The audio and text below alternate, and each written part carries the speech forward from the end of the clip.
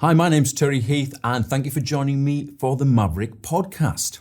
So what's the topic today? Well, I want to talk to you about your LinkedIn profile. I see a lot of different profiles and where people lay them out, and some work, some don't.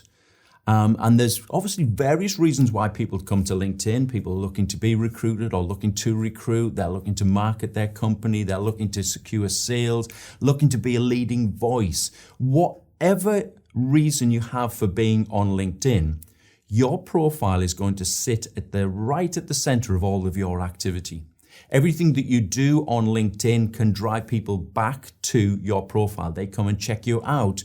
So when somebody arrives on your LinkedIn profile, you need to be thinking about, what am I communicating? What are they seeing? How am I setting up my profile to benefit me in the maximum way, to get that maximum benefit?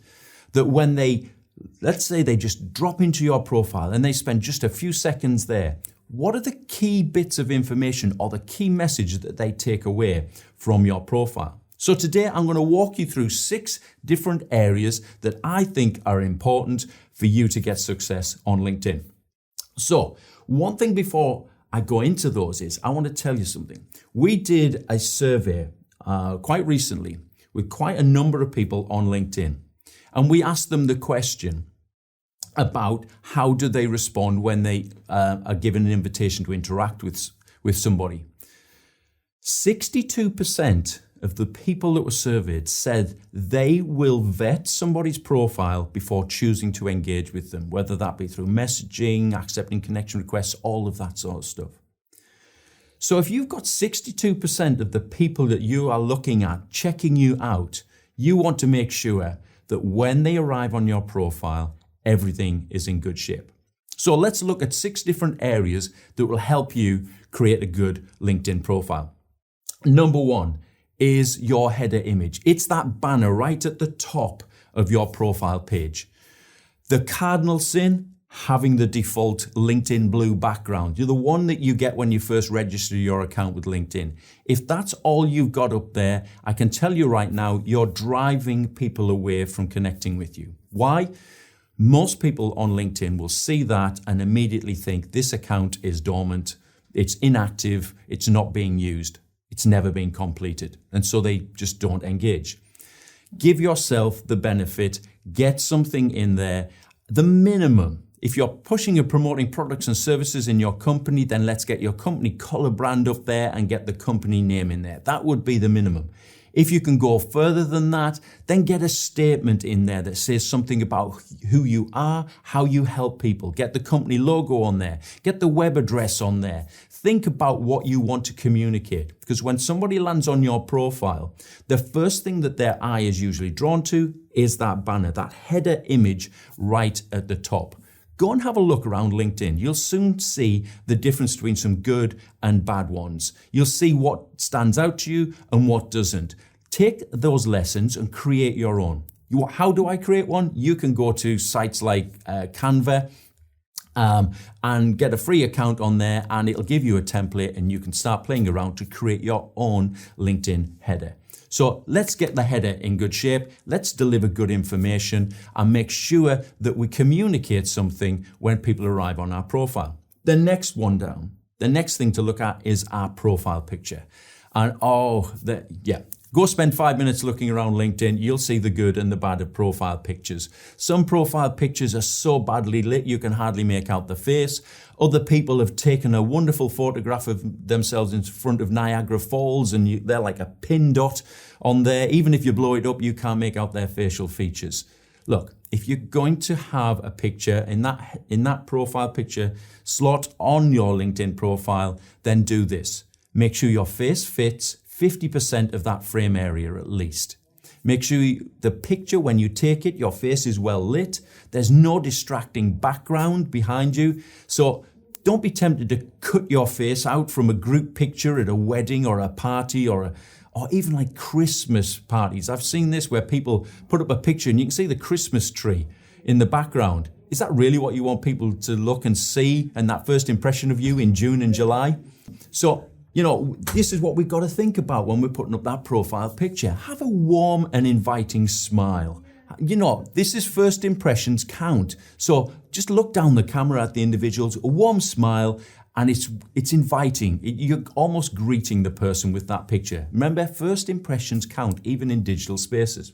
So, number 3, what we're looking at is your name. How you've entered your name on LinkedIn. Now, I'm a great example of this. The full birth name, Terence Paul Heath. That's the last time you ever use that. My mother will use that if I'm in trouble on a Sunday, and that's the end of that one. Everybody knows me as Terry Heath. But if I put my full title, hey, that's what's on my birth certificate. That's, let's put Terence Heath on there. But I introduce myself as Terry Heath everywhere I go. What are they going to search for on LinkedIn?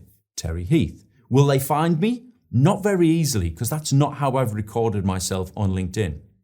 On LinkedIn, record your name as people know you. So if you're a Christopher, everybody knows you as Chris. It's Chris and whatever the surname is. If you're an Elizabeth and everybody knows you as Liz, it's Liz and whatever the surname is. I could go on with examples, but you get the idea. Make it easy for people to find you. They're going to search, let them find you quickly. Avoid putting in all the letters of your qualifications, your doctorates and all those sort of things. Again, all you're doing is complicating the search when you do that. And my pet hate, avoid the emojis. No, you don't need unicorns, rockets, hearts, and all sorts of things. People use them because they say, hey, it'll help me stand out on LinkedIn. Well, it might, but it's going to make it very hard for people to find you if they search your name because you've just put non-searchable characters into the name field. So let's just have your name simply as people know you in that box. Make it easy for people to find you. So what else do we need to think about? Well, once you've got that banner image at the top done, you've got your profile picture nicely updated and your name is as everybody knows you, you'll see that right underneath your name is what we call the headline. Now in that headline space, most people will just put their job title and the name of the company, and that's simply it. It doesn't tell people a lot. But here's one of the things you should know. Your profile picture, your name, and that headline follows you all around LinkedIn. Go and have a look. Look at other people, what they're doing in your notification feed. You'll see the name, the image of their face, you see their name, and the headline is all there. So if that's going to be seen time and time and time again on LinkedIn, let's make sure we use the space wisely. If all we're communicating is this is my role and this is the company, it's very limited. It's not telling them much. Think about how do I put in one very short sentence how I help people or what we do as a company. What is the benefit of engaging with you? Now that sounds a bit of a challenge. You're probably thinking, how do I sum up in a very short sentence who we are and what we do? But it's worth spending the time because remember that is going to go out every time you're liking and commenting, following people, sending connection requests, sending direct messages. Those 3 elements, profile picture, name, and headline, are going to follow you around LinkedIn. So you get to almost market and advertise repeatedly using that space. Go and have a look at my profile, Terry Heath, on LinkedIn. And you'll see examples of that. Have a look at other people's. What are they doing? What are they using? And create your own so that you're marketing and putting yourself out there. So what else do we need to think about? Well, header image is done, profile picture, your name, your headline. The next bit down is your about section. When people really start to engage and they're really now looking into who you are, they're going through that tick box exercise of, is this a good person to connect with and network with, to listen to follow, to gain insight or information? They're going to look undoubtedly at your about section. They want to know a little bit more about you. So in that about section, depending what your purpose is for being there, if it's for recruiting purposes, you're going to talk quite at length of who you are, your experience, and some of your achievements. If it's for sales and marketing purposes, then of course you may be wanting to mention the company as well as your track record, a little bit of a history of who you are. That's your choice. If you look at my profile, I talk about Maverrik at the top and myself at the bottom. But that's my preference. You could spin that around if you wanted to. But an important thing about the about section is you do not want to be writing War and Peace novels in that section. You're still on a social media platform and you will find attention spans are short. So you need to put in there nice and punchy, quite concise statements, who the company is, how long you've been around, just snapshot a little bit of the history and who you are and what you're doing. Same about yourself in there. Try not to go heavy on the whole emojis. If you need to, denote things by using just a simple emoji for, let's say, a list of achievements. Could be one example. But make sure that you set your about section out nice and clearly. Use line spacing. Avoid big chunky paragraphs of text because people just don't engage with that on social media platforms. So if they're coming to your about section, make sure you've formatted it in a way that it's easy for people to engage with the information and they get to know about you. After all, you've spent all that time constructing and putting together this profile. Why would you now hinder that process of them getting to know about you by putting chunky paragraphs in and just writing a novel in there? Don't do it. So with that done, what's that last section? Well, the last section is a section that a lot of people just glance by. Some people don't even know it exists, but it's called the featured section. Have a look at your profile. If it's not turned on right now, you need to go to the add section part, which you can find just below your name. You'll see that. Or if you scroll down the page, the banner will actually appear at the top of the page as you're scrolling down. Click in, go into the recommended section and you'll see featured. Click it and it appears. Now, nobody else will be able to see anything until you add some content in there. Adding content is really simple. Hit the plus button and you can add loads and loads of different types of content. You can put up images, you can put up video, you can put up articles, you can put links to websites. The list is almost endless of what you can put in there.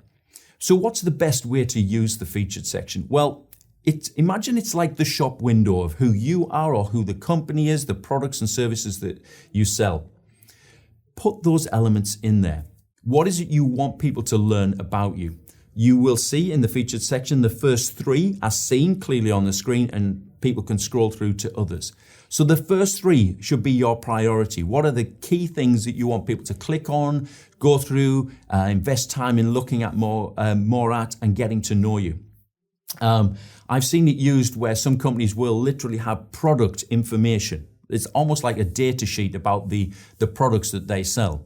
I've seen some companies use them and individuals where it's case studies, the work that they've done with different individuals and what were the outcomes. Of course, you're delivering information and educating people who you are through those examples. Once worked with somebody who was graphic design and they were looking, how can I use my profile? And put examples of your work. It is the gallery of the work that this individual has put out over the years. Future employers are looking at that and they see the standard and the style of work that you excel in. So profile it in there. So think about your featured section and use it wisely. You can almost have unlimited elements and items in there. So fill them up, but the first three are the key ones. And I would say, make sure you've got at least three, but if you can get 5 to 7 in there, you give them people a selection of things that helps profile who you are and what you do. You're giving people information, maybe articles. Obviously, an article is a long form piece. People engage with that. Now they're reading so much more about you rather than what they just see in a short post. Educate people in who you are by using that featured section. So just to recap, header image. Let's make sure that's nice and bold and people, it communicates something when they land on your page. Remember, their eyes are going to be drawn to that header image when they first land. Then it's your profile picture. Nice, good, clear picture, warm, friendly smile will always work well for you. Then underneath it is your name. Make sure it's as people know you. That's as simply as it needs to be. Next is your headline. Let's have a statement in. How do you help people? What is it you need to tell people so that they go, yes, I'd like to get in touch with this person. Get that statement in there, that information in there so it's working for you. Then your about section. Make sure you've spent the time in your about section. Something I didn't mention about the about section as well is think about the key words that need to be in there. The SEO factors.